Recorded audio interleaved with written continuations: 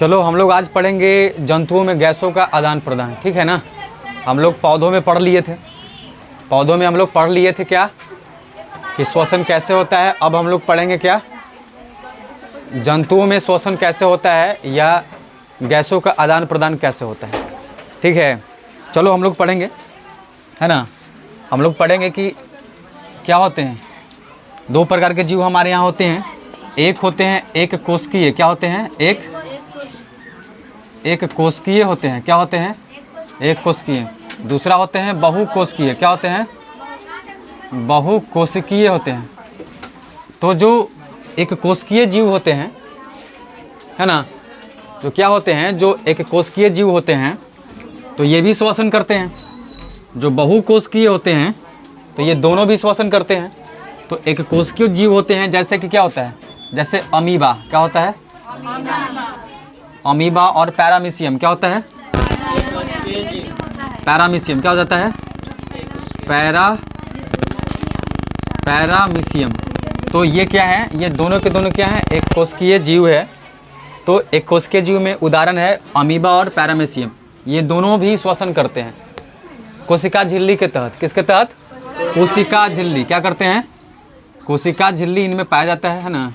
क्या पाया जाता है, कोशिका झिल्ली से। तो याद रखना कि एक कोशिकीय जीव कोशिका झिल्ली से क्या करते हैं, अपना श्वसन करते हैं। कोशिका झिल्ली में क्या किस माध्यम से करते हैं, तो विसरण, डिफ्यूजन। किस माध्यम से, विसरण के माध्यम से करते हैं। क्या करते हैं, विसरण के माध्यम से।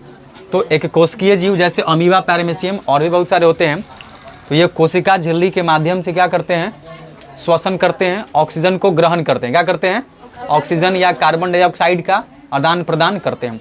श्वसन में दो ही चीज़ ना जाता है, एक ऑक्सीजन या फिर कार्बन डाइऑक्साइड। वैसे तो बहुत सारे तुम सांस लोगो तो हवा में तो बहुत सारे मिश्रण होते हैं गैसों का, बट क्या होते हैं ऑक्सीजन और कार्बन डाइऑक्साइड, ये दो ही गैसों का आदान प्रदान होता है, मतलब आदमी लेता है और छोड़ता है। तो एक कोशिकीय जीव में कौन है, अमीबा और पैरामीशियम। तो ये जो श्वसन करते हैं, मतलब ऑक्सीजन और कार्बन डाइऑक्साइड का आदान प्रदान करते हैं, वो कोशिका झिल्ली से करते हैं। क्या करते हैं, कोशिका झिल्ली इनमें पाया जाता है। और किस माध्यम से करते हैं, विसरण। इसी को बोलते हैं इंग्लिश में डिफ्यूजन के करते हैं, ठीक है। बहुकोशिकीय जीव, है ना, बहुकोशिकीय जीव जैसे इसमें क्या जाता है, हाइड्रा। क्या जाता है, हाइड्रा। तो ये हमारा क्या है, बहुकोशिकीय जीव है। क्या है, बहुकोशिकीय जीव क्या है हमारा, हाइड्रा है। तो ये भी गैसों का आदान प्रदान किस माध्यम से करता है, नहीं विसरण तो खैर ये है, लेकिन इनमें क्या पाए जाते हैं, ये अपने जो शरीर के जो सतह होते हैं उससे करते हैं। क्या करते हैं, शरीर के जो सतह है उससे करते हैं। क्या करते हैं, शरीर के जो सतह है ना, तो उससे ये करते हैं। बात समझ में आ रही है, शरीर के सतह से करते हैं, और वो भी किसके द्वारा, विसरण के द्वारा, है ना। ये विसरण के द्वारा ये भी करते हैं। किसके द्वारा करते हैं, विसरण के द्वारा। तो ये कोशिका झिल्ली से करते हैं, किस माध्यम से करते हैं, विसरण। बहुकोशिकीय जीव जैसे कि हाइड्रा, तो ये जो शरीर के जो सतह होते हैं उससे करते हैं। क्या करते हैं, जो शरीर के जो सतह होते हैं उससे करते हैं। बात समझ में आ रही है, शरीर के जो सतह होते हैं उससे करते हैं, और वो भी किसके द्वारा, विसरण के द्वारा ही क्या करते हैं, है ना। अब हम आगे बढ़ते हैं कि एक कोशिकीय जीव और बहुकोशिकीय जीव के अलावा भी और भी कुछ क्या होते हैं, अलग प्रकार के क्या पढ़ते हैं, जीव जंतु पाए जाते हैं जिन्हें क्या होती है, अधिक से अधिक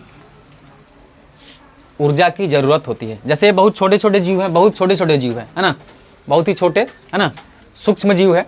क्या है, ये सब क्या है, सूक्ष्म जीव में आते हैं, मतलब ये बहुत छोटे हैं, है ना।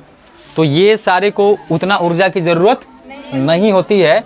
लेकिन जो बड़े जीव है ना, जैसे पशु पक्षी या मैमेलिया की बात करते हैं, मतलब क्या, मतलब कि जो स्तनधारी जीव हैं, तो उन लोगों को अधिक से अधिक ज़रूरत होती है। किसकी, ऊर्जा की ज़रूरत होती है। तो उन लोगों को ज़्यादा ऊर्जा की ज़रूरत होती है, इसीलिए उनमें एक विशेष प्रकार का अंग पाया जाता है। क्या पाया जाता है, एक विशेष प्रकार का क्या पाया जाता है, अंग पाया जाता है। किसमें, पशु पक्षी और जो भी स्तनधारी जीव है, तो उनको ज़्यादा ऊर्जा की ज़रूरत होती है जीवन को जीने के लिए, है ना।